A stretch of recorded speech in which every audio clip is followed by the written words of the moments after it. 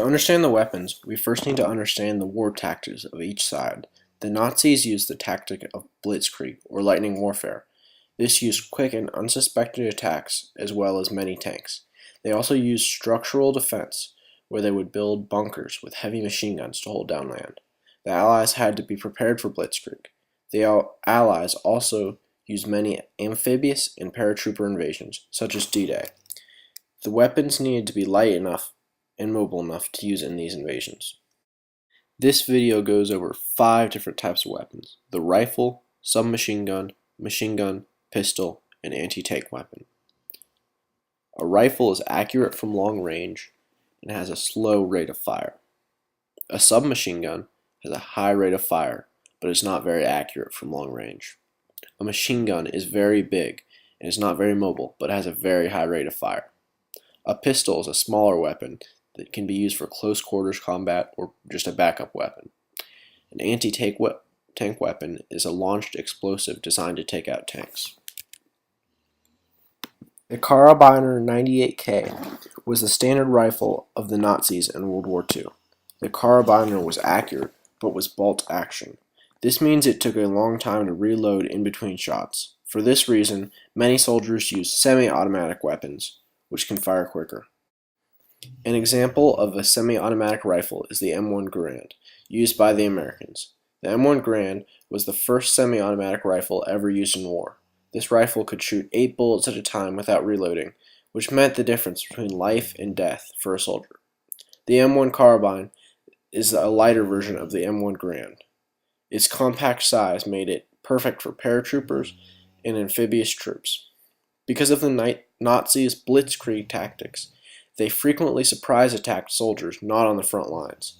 The M1 Carbine was given to these soldiers because it was light enough to carry around while performing other tasks, but powerful enough to defend the soldiers. For these reasons, the M1 Carbine is the most manufactured weapon in American history, with over 6.25 million made. The Lee Enfield was the standard British rifle. It was much like the Karabiner 98K in that it was bolt action. However, the Lee Enfield was commonly equipped with a bayonet or a big knife on the tip. The Lee Enfield was so effective that it was used until the 1980s. The Thompson M1 was an American submachine gun, commonly known as the Tommy gun. The Tommy gun was used because it has a high rate of fire and is fairly compact. The Tommy gun is most famous for its use by American gangsters and the FBI. The MP-38 was the German submachine gun. It was much more effective than the Tommy gun, which was evident when Allied soldiers would swap them with their own weapons whenever possible. The identical MP-40 was made 2 years later with only material cost differences. The MP-40 was copied by many countries throughout the war. The Sten, the British submachine gun, was known primarily for its cheapness. Because of the economic hardships of World War II, the British were forced to produce these underwhelming weapons. They were very unpopular among the soldiers, as it was consisted of little more than 2 pipes and a trigger.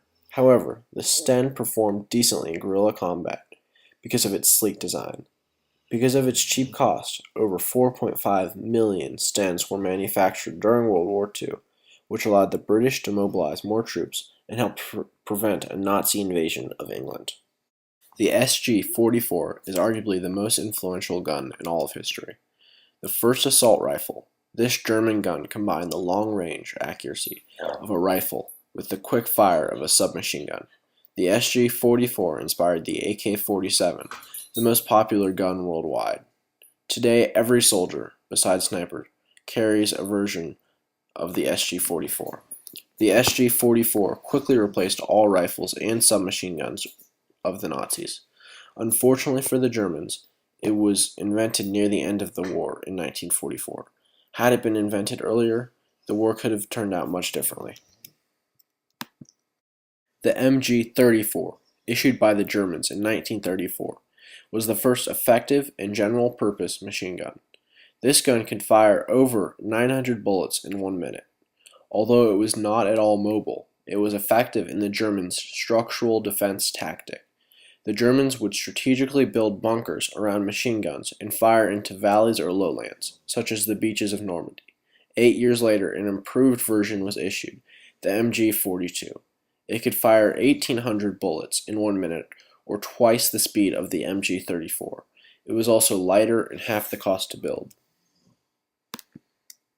In this clip from Saving Private Ryan, you can see the destructive power of German machine guns.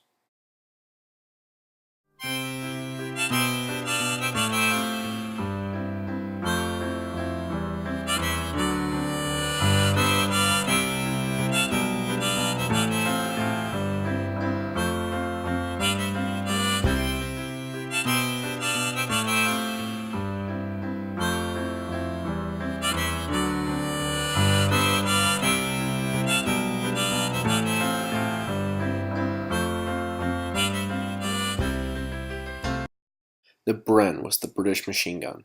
The Bren could only fire 500 bullets per minute, which is less than 1/3 of what the Germans' MG42 could fire. It was also very bulky, having to be carried by 2 people at a time. It was made by the same company as the Lee Enfield rifle, which was the Enfield Armory. Like the Lee Enfield, it was well built and favored by soldiers, despite its lower rate of fire. The M1911 pistol is an American classic. First issued in 1911, it was the official handgun of the American Army until 1985 and is still used today by most Special Forces teams. It is extremely reliable and durable and is most useful in close quarters combat. The Luger 08 was the pistol of Nazi Germany in World War I and II. The sleek design and unique shaped barrel made it one of the symbols of Nazi Germany. Unlike its American counterpart, it was discontinued shortly after the war. The bazooka was an American anti-tank weapon. It basically launched an explosive grenade at a tank, which could pierce through side armor.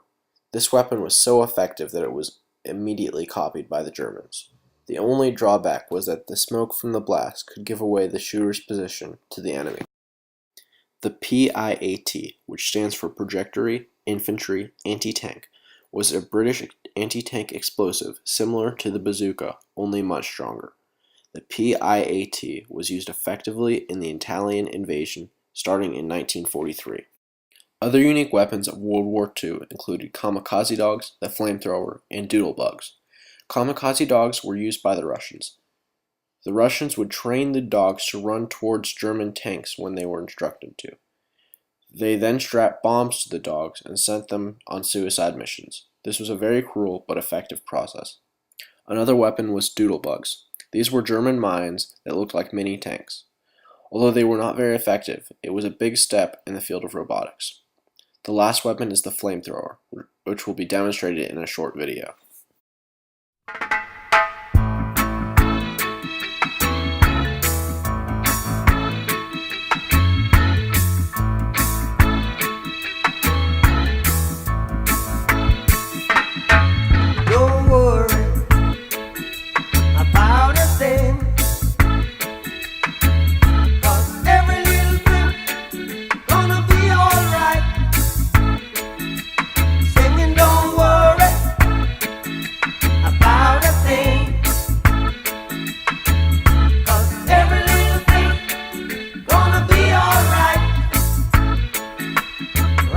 This morning